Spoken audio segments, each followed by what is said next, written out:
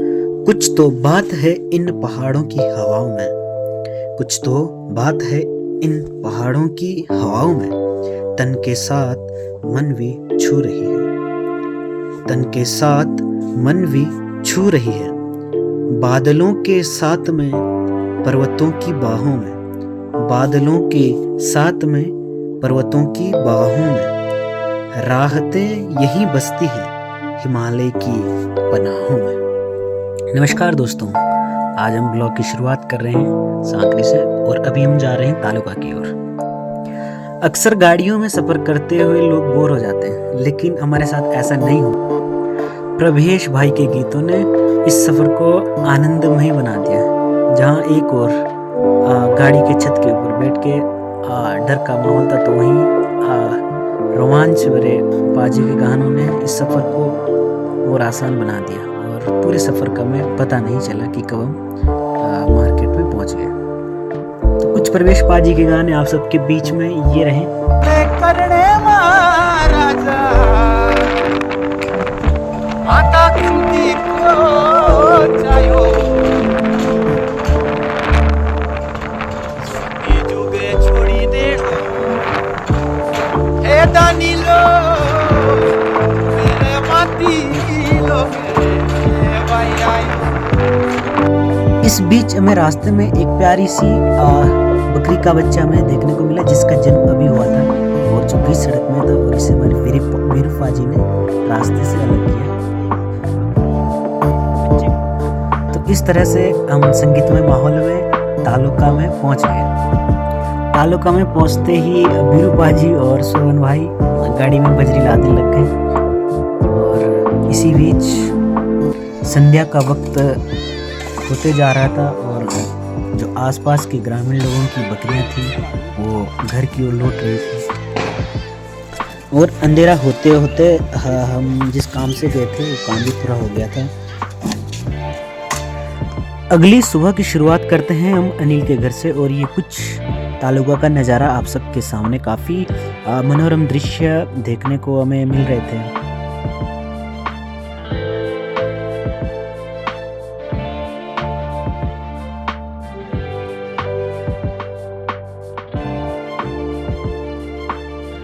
तो चाय पीने के बाद हमारे एक साथी मिस्टर सोवन सिंह कुमार जी घर के लिए फोर्स कर रहे थे कि हमें घर जल्दी जाना है, तो वे हमें बाहर से बार बार बुला रहे थे। तो हमने फिर फाइनली डिसीजन लिया कि हमें अब अनिल जी से अलविदा लेना है, और हम फिर अनिल जी से अलविदा लेने के पश्चात हम नीचे घर की ओर बढ़ते हैं।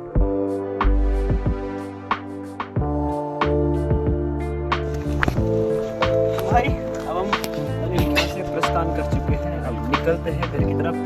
कल रात को हम यहाँ आए थे, रुके थे, फिर यहाँ से वापस जा रहे हैं। सतपाल जी, आप रात को यहाँ रुके थे, तो क्या क्या ये अनिल के निजी निवास में क्या क्या सुख सुविधाएं मिली आपको? इसकी हम तारीफ नहीं कर सकते, क्योंकि जो अनिल ने व्यवस्थाएं की अंधेरे में वो काफ़ी अच्छी थी। ठीक है, अच्छा, मतलब दिल से बयान नहीं कर सकते, इतने अच्छी लगे हमें। परवेज जी, आप प्रवेश से पूछ सकते हैं। आप कुछ कहना चाहेंगे कि कल जो शिरकत की थी अपने मित्र श्रीमान पोतीराम जी प्रवक्ता, तो वहाँ पे आपको कैसा लगा? क्या क्या बातें की आपने अपने ससुर जी से? अपनी पहले की तरह वैसे ही लगा जैसे पहले आता था। जैसे जैसे हम रास्ते में आगे बढ़ रहे थे तो रास्ते में पानी भरा हुआ था, जिस कारण से चलने में प्रॉब्लम हो रही थी। लेकिन हमारे साथ सोवन सिंह कुमार जी काफ़ी उत्साहित थे, तो वे खेतों से सीधे नीचे पहुँचे।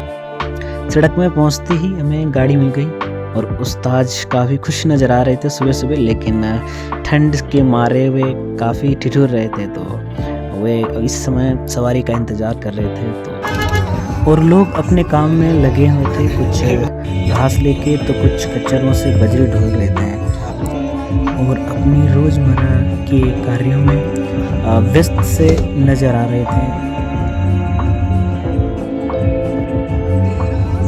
और हमारे साथी वीरेंद्र पाजी को सुबह सुबह संगीत सुनने का काफ़ी शौक था, तो वे अपने संगीत में व्यस्त हो रखे थे।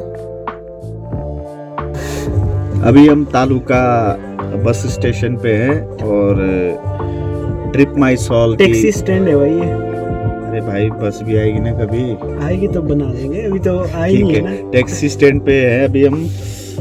ट्रिप माई सॉल की गाड़ी है, इसमें बैठे गिरधारी जी हमारे ड्राइवर है, हमारे बड़े भाई शोभन सिंह जी जो पीछे बैठे हैं। अभी हम नाश्ता करेंगे यहाँ पे, फिर उसके बाद सांकरी के लिए प्रस्थान करेंगे। शोभन सिंह जी हमारा जो बड़े भाई है, हमको अभी हैवी नाश्ता कराएंगे। जब तक हमारा नाश्ता रेडी हो रहा था तब तक मैं इस प्रकृति कुछ नज़ारों को अपने इस कैमरे में कैद करने की कोशिश कर रहा था। इसी दौरान मेरी नज़र पड़ती है यहाँ के कुछ लोकल लोगों पर, जो कि इस ठिठुरन भरी ठंड में धूप का मज़ा ले रहे थे। और इसी बीच हमारा नाश्ता बनके तैयार हो चुका था। नाश्ते में हमने मैगी बनवाई थी, तो स्वयं हमारे विरूपा जी इसे सर्व करने लग गए। और जो मैगी की बात करते हैं तो यहाँ मैगी काफ़ी टेस्टी और देखने में भी काफ़ी लाजवाब नज़र आ रही थी। और फिर हम उसके पश्चात चारों लोगों ने मैगी का मज़ा लिया।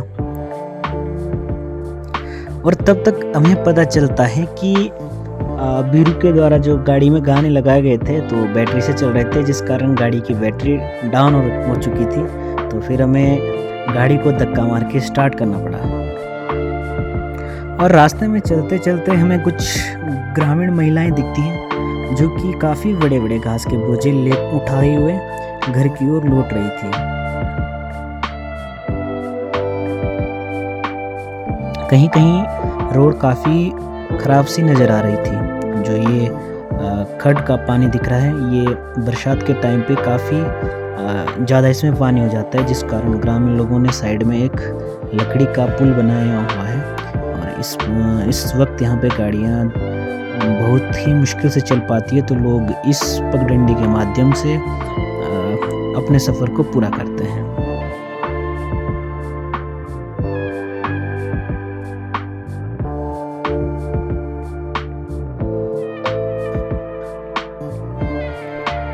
तो हम अपना सफ़र पूरा करते हुए सांकरी बाज़ार में अपना लौट चुके थे।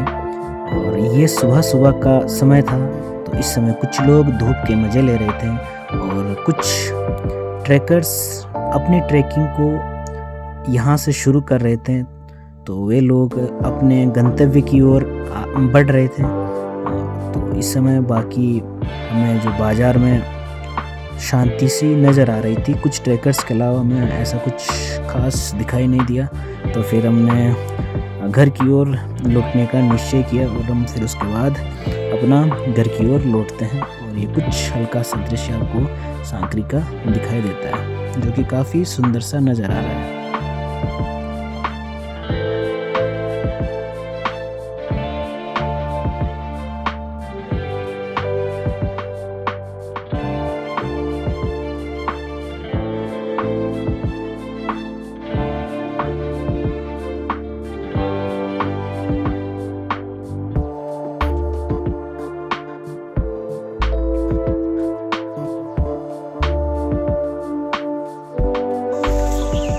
तो गाइस अभी हम सांकरी से अपने गांव सिदरी की ओर चले हैं।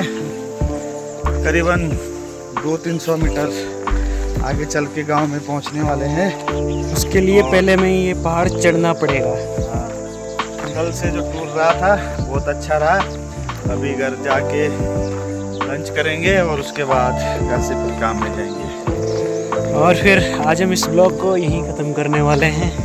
बाकी आप इस ब्लॉग में जो विरूपा जी और प्रवेश पाजी की शायरी है उसका आनंद लीजिए। और फिर हम मिलते हैं आपको अगले ब्लॉग में। तब तक के लिए बाय एंड जय हिंद।